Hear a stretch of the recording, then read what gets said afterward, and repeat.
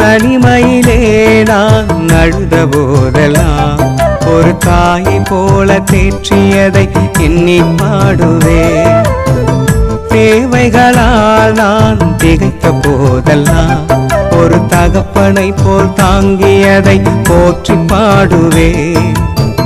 குறைகளில் எல்லாம் கிருபையை தந்து என்னையும் வெறுக்காமல் நேசித்தீரையா. குறைகளில் எல்லாம் கிருபையை தந்து என்னையும் வெறுக்காமல் நேசித்தீரையா. கோடி கோடி நன்றி சொன்னார்